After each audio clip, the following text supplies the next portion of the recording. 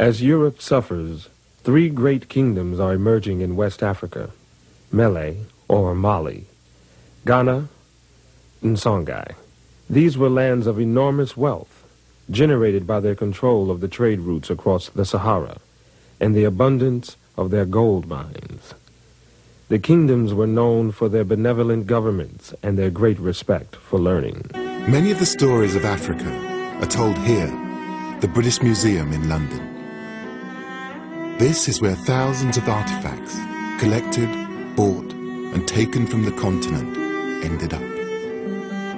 When they were first discovered, objects from the ancient kingdoms of West Africa stunned the world. None more so than these extraordinary plaques. They came from what was once the Kingdom of Benin and are around 500 years old. I'll travel to modern-day Nigeria, where the Kingdom of Benin reached its height in the 16th century. And I'll reach even further back in time and explore a panoply of ancient cities and kingdoms in West Africa, founded many centuries before Benin. I look for evidence in what's now Mali of how ancient culture and technologies made Benin and its bronzes possible.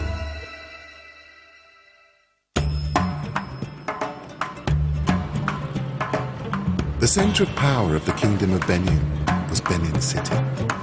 Today it's one of Nigeria's thriving cities, home to over 1 million Africans.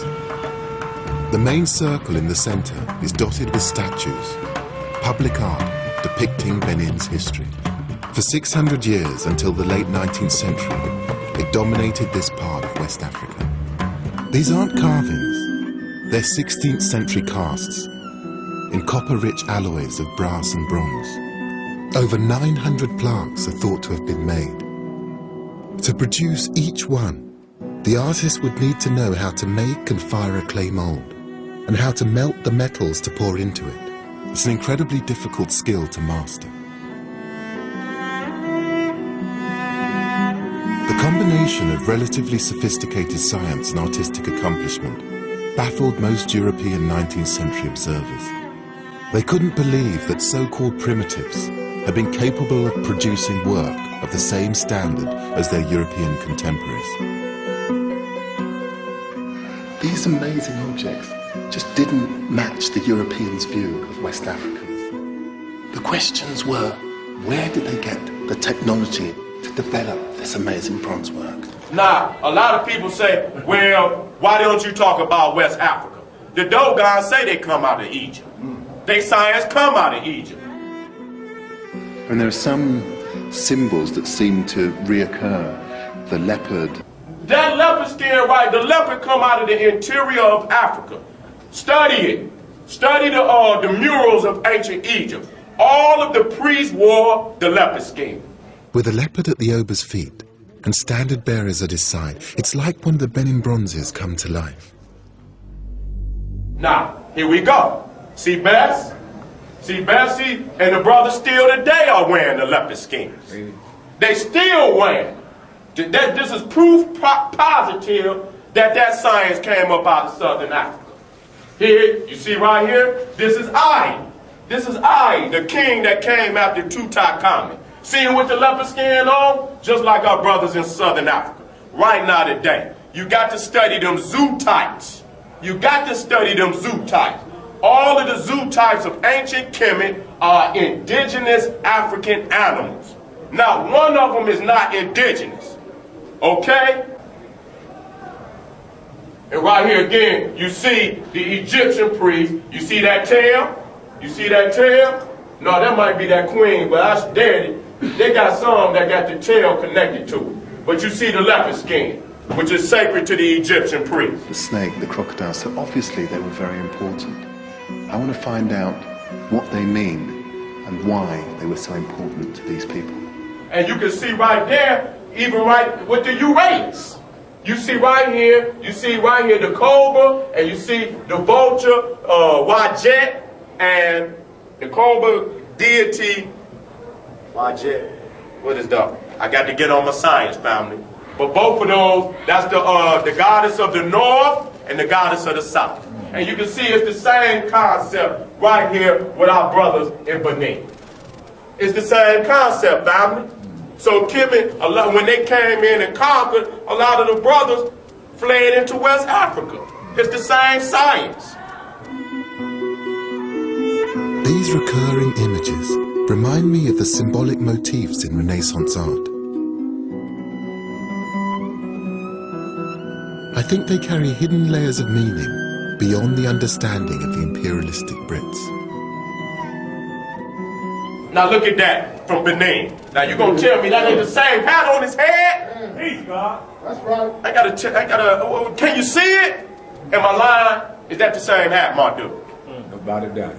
All right then. It's the same hat. They bust. They bust. The Dogon say they come out of Egypt. They science come out of Egypt.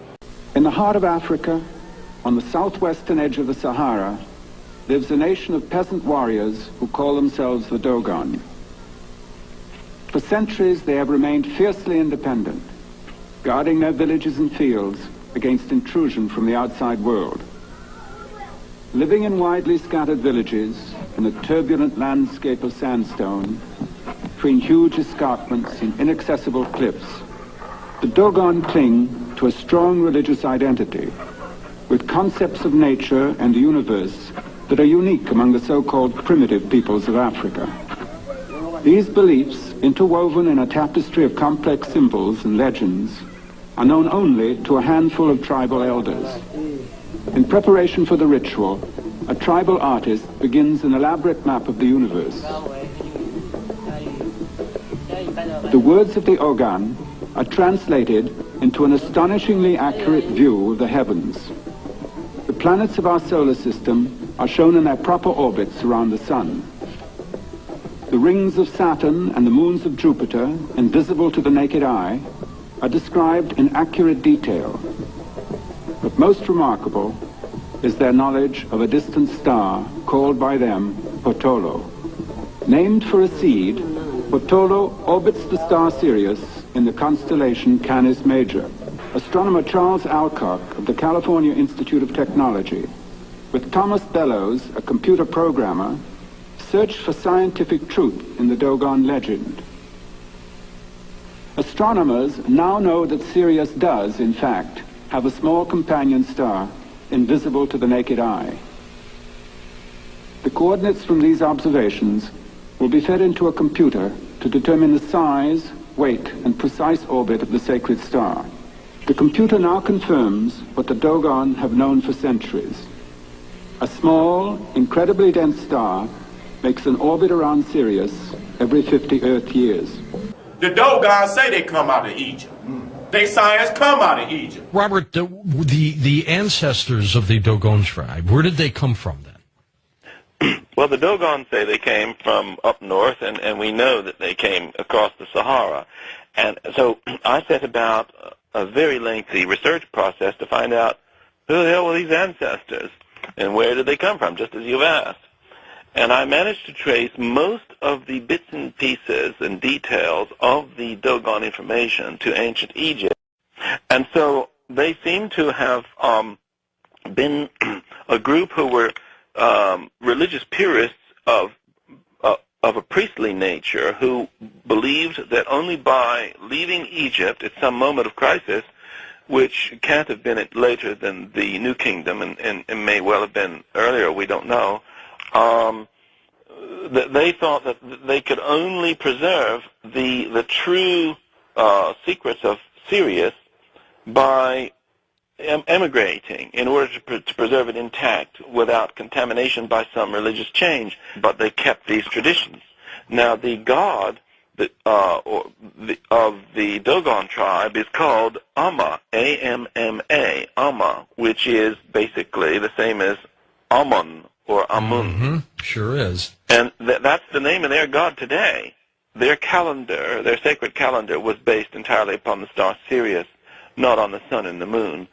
Of course, they had solar and lunar calendars as well, as the Dogon do. The Dogon even have a Venus calendar. They've got 4 calendars. And all of this information seems to have been brought from ancient Egypt. So Kemet, when they came in and conquered, a lot of the brothers fled into West Africa. It's the same science.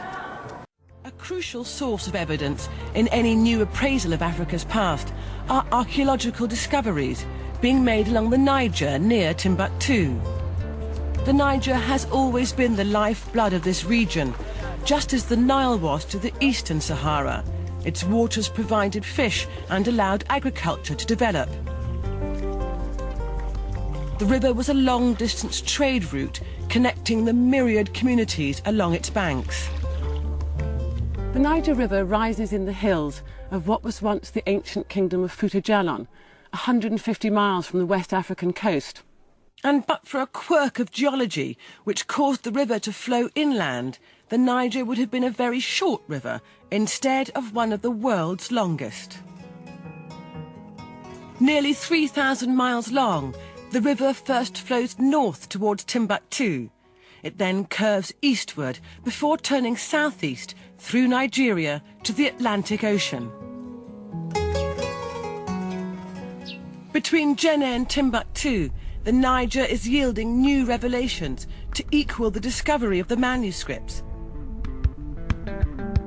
From as early as 500 BC, this area was one of the most densely urbanized parts of the world, rivaling other early urban civilizations such as Mesopotamia. Doug Park is part of an American team that over recent years has extensively surveyed the region's wealth of archaeological sites. When we met, Doug was about to begin excavating a huge city site 10 miles south of Timbuktu. So how typical is a site like this in Mali? How many might there be? Well, there is a lot.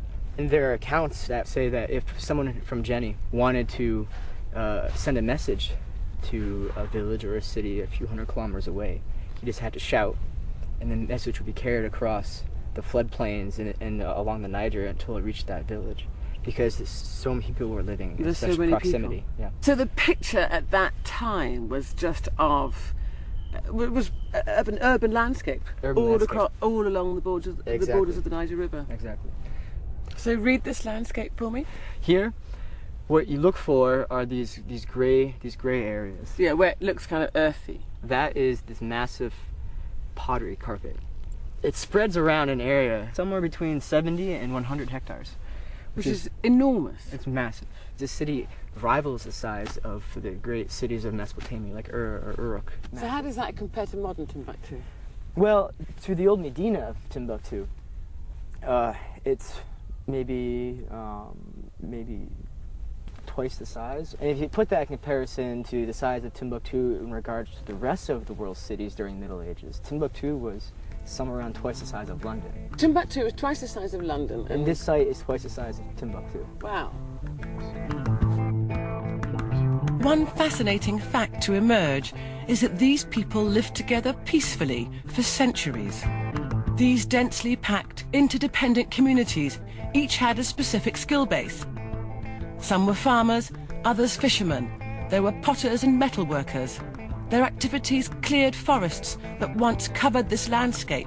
Much of the pottery carpeting this site served the same purpose as our tin cans and plastic bags.